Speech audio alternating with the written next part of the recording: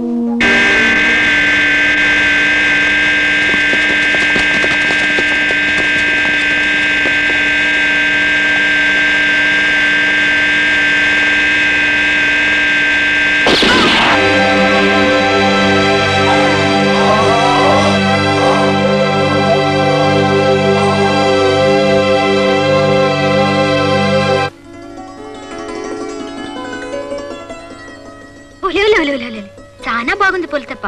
ఎందుకు దానట్ట ముస్తాబు చేసావు? రేపు ఉదయం మనిద్దరం ఆలుమగలు కాబోతున్నాం.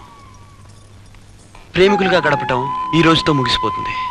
అందుకే ఆఖరిసారిగా ఒకరినొకరు చూసుకుంటూ మనువు గురించి మనసు విప్పి ఊసులాడుకుందామని.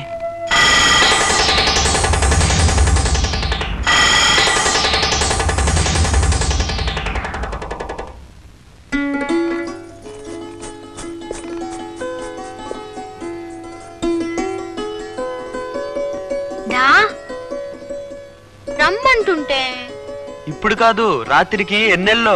ఇప్పుడు రానంటావు, అయితే నేను ఒక్కదాన్నే వెళ్తాను. నన్ను వదిలి నువ్వెలా వెళ్తావు? వెళ్తే నువ్వే నా వెంట పడతావు. ఎందుకు వెంట పడతాను? గూడెంలో మరో చక్కని చొక్కను చూసుకుంటా. ఓలే ఓలే ఓలే, నేను నీకు అందకుండా వెళ్ళిపోతా. ఏ అల్లరి పిల్ల, తమాషాగా నన్ను గట్టు మీదకి రా. నే కావాలనుకుంటే నువ్వే రా, లేదంటే నీకు అందనంత దూరం వెళ్ళిపోతా. ఆగు, ఆగమంటుంటే.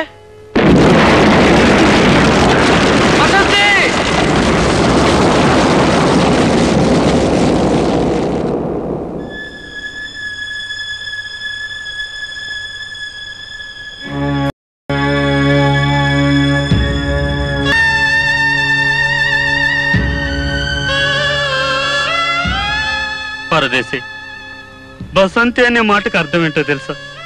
ఎర్రటి అడవి పువ్వు అని. ఆ పువ్వు పూర్తిగా పూయదు, మొగ్గలోనే రాలిపోద్ది. మా పిల్ల బతుకు కూడా అట్టాగే అయిపోయింది. పరదేశి, నీ గుండెల్లో కొండంత బాధ ఉండాదని నాకు తెలుసు. నీకు మాకు మోసం చేసి వెళ్ళిపోయిన ఈ అడవి పువ్వు కోసం ఏడ్చేం లాభం? నీ బాధని నీ కన్నీళ్లే చల్లబరచాలి. యంగ్ మ్యాన్, ఘోరం జరిగిపోయింది. మీ డాడీని ఎవరో చంపాలని ప్రయత్నించారట. కావు బతుకుల్లో ఉన్నారని కబురు వచ్చింది.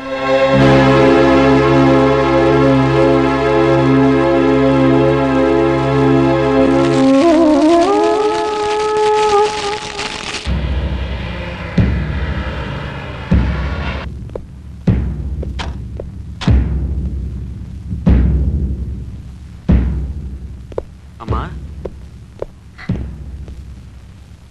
బాబు,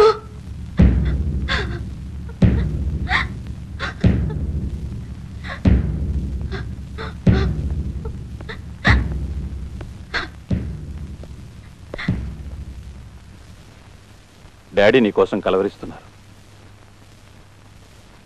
వెళ్ళు.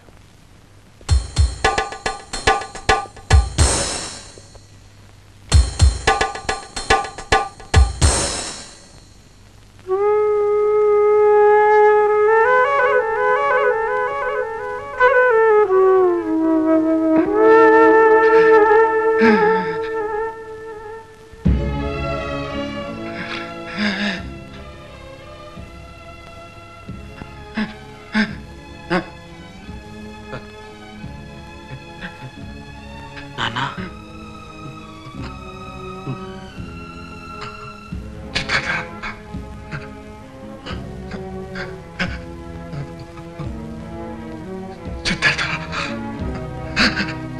చెప్పండి.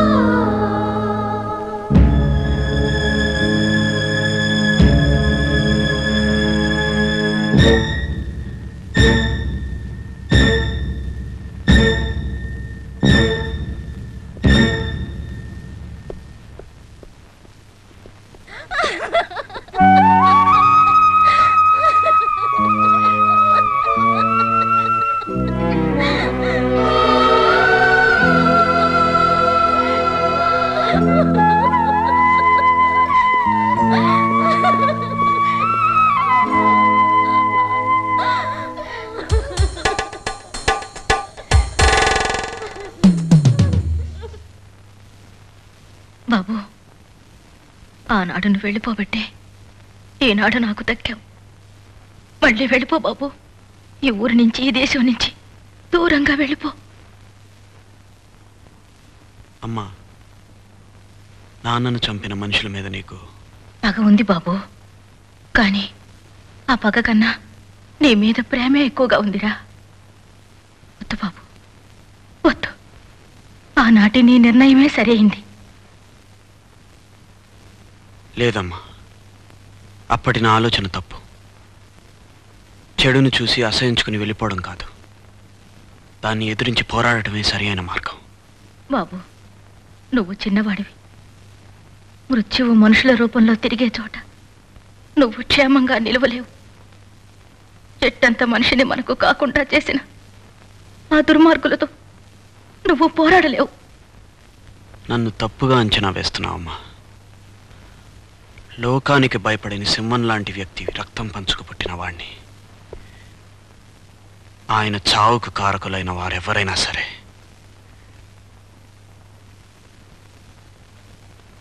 సమాధి చేస్తాను.